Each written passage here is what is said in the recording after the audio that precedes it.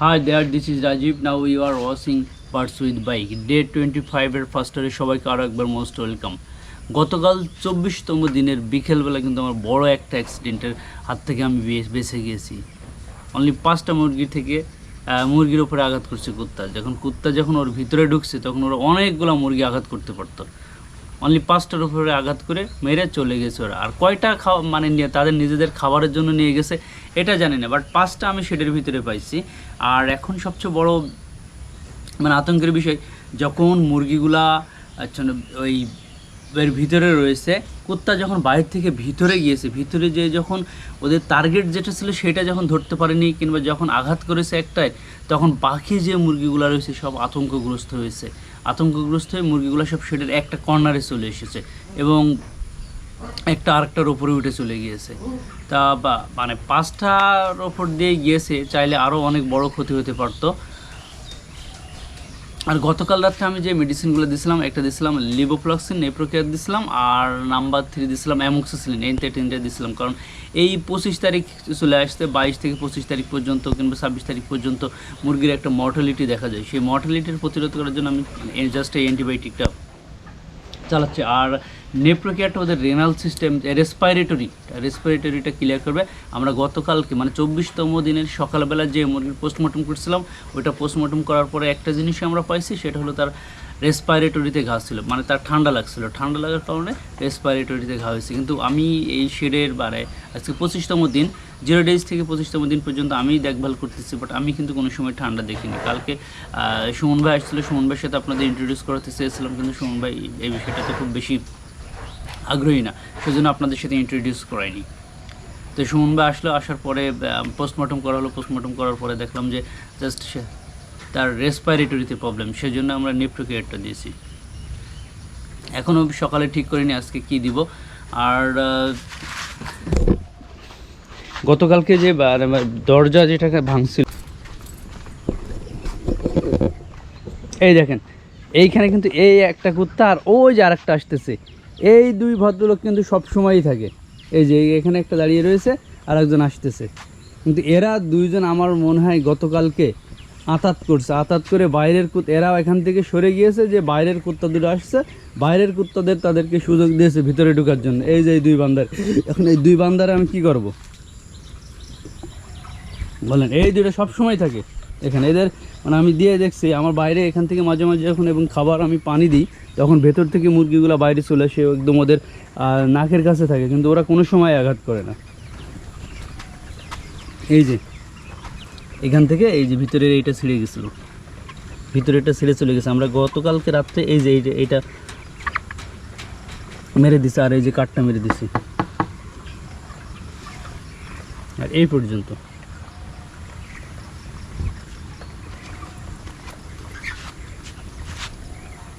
বর্তমান অবস্থায়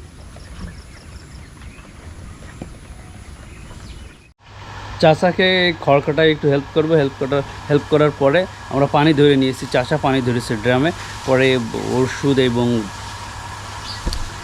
অন্যান্য খাবারগুলো দিয়ে দিব। আর এখন বাজে একটু আর্লি আসছে, আজকে 7:43 বাজে, তো পর্যাপ্ত সময় রয়েছে, সেজন্য খড় কাটায় হেল্প করি চাচাকে। চাচা খড় কাটার পরে ঘাস কাটতে যাবে।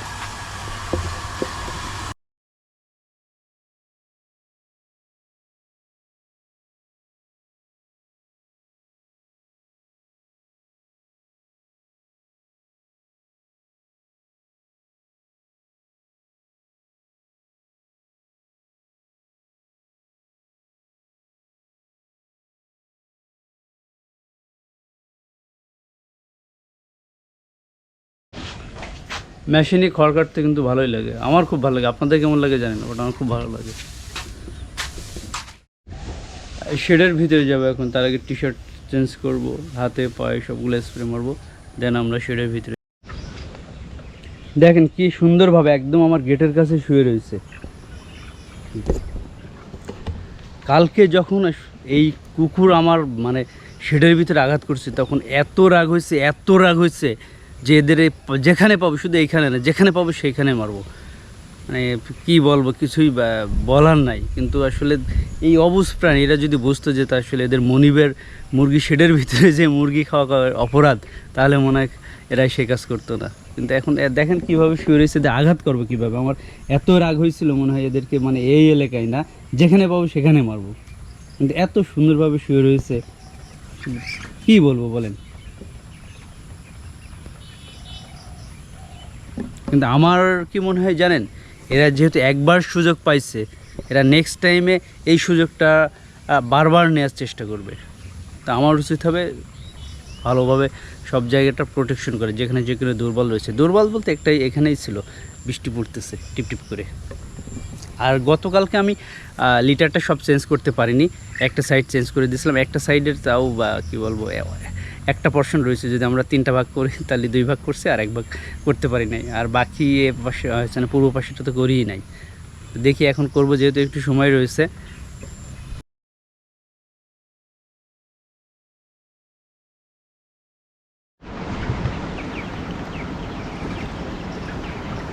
আজকে আমরা ওয়েট দিব, দেখি। আগে আমরা রেগুলার ওয়েট দিতাম, এখন রেগুলার ওয়েট দিই না। রেগুলার ওয়েট দেওয়াতে কোনো প্রবলেম নাই, কিন্তু প্রবলেমটা কোথায় জানেন, যখন একটা মুরগি আমরা ধরি তখন বাকি মুরগিগুলো চিৎকার চেঁচামেচি করে, আর চিৎকার চেঁচামেচি করে এক সাইডে চলে যায়। বাকি একটা যখন চিৎকার চেঁচামেচি করে, পুরো ওর সাথে মনে করেন আরও 10-15টা মুরগি চিৎকার চেঁচামেচি করে একটা সাইড হয়ে যায়। জাস্ট এই একটা কারণে আমরা মুরগির ওয়েটটা রেগুলার দিই না। এরা যখন ছোটো ছিল তখন রেগুলার দিছি, এখন বড় হয়ে যাওয়ার কারণে একটা ধরার সময় বললাম ওই যে চিৎকার চেঁচামেচি করে। তো দেখি আজকে আবার একটু ওয়েট দিব। এই যে গামলাটা দেখছি, গামলার ভিতরে আমরা ওয়েটটা দিব। গামলাটা 640 গ্রাম আছে, কোনটা দিব। আর এই যে বড় হয়ে যাওয়ার পরে এদের ধরাও যায় না।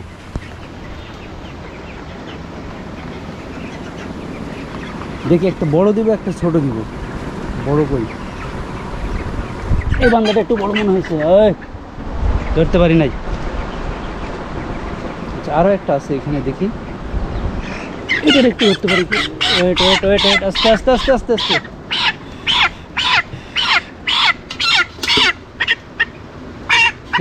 ওয়েট ওয়েট,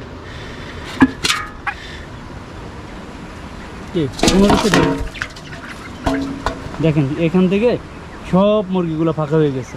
কাকে ওয়েট দেবো? ওদের ওয়েট দেওয়ার জন্য নিয়ে আসছে, পুরো এই জায়গাটাই ফাঁকা করে ফেলছে চিৎকার করে। আচ্ছা ওয়েট বাদ দিই।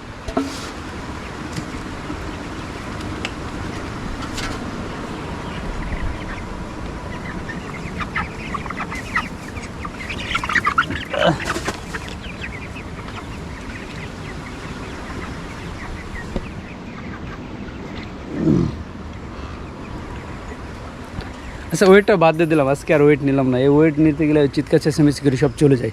আরেকটা ব্যাপার, ওয়েট কিন্তু আমরা মানে এখন না নিলেও যখন সেল দিবে তখন তো ওয়েটটা বোঝা যাবেই। আর আজকে 25তম দিন। 25তম দিনে আমার মনে হয় এখানে 1800, প্রায় 2 কেজির কাছাকাছি। না না না, ভুল বললাম, 25 তারিখ, হ্যাঁ 2 কেজির কাছাকাছি না গেলে 1700 গ্রাম 1800 গ্রাম এরকম একেবারে 2 কেজির কাছাকাছি। 2 কেজি না পড়লে কিংবা 2 কেজি ওভার না হলে এই বা 2 কেজির কাছাকাছি মুরগি আছে, বেশ কিছু আছে। আবার কিছু কিছু আছে এই 1 কেজি হয়নি এখনও, 1 কেজি হয়নি না, 1 কেজি কাছাকাছি 1 কেজি আছে। তো পানি এবং খাবার দিয়ে দিব।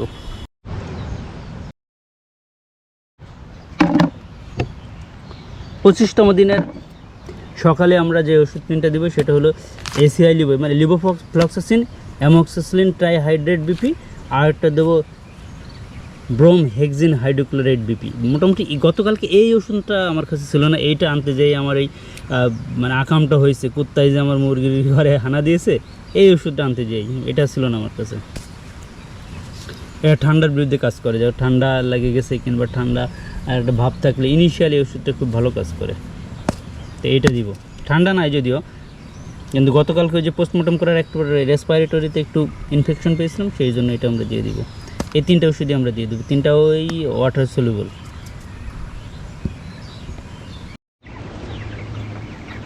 এ দেখেন এই মুরগি 2টা ঘর থেকে বেরিয়ে চলে আসছে, একদম ওর মুখের কাছে গেছে, কিন্তু ও কিছু বলতেছে না।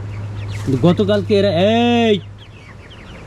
গতকালকে কিন্তু এরাই মানে আঘাত করছে আমার এই শেডের ভিতরে।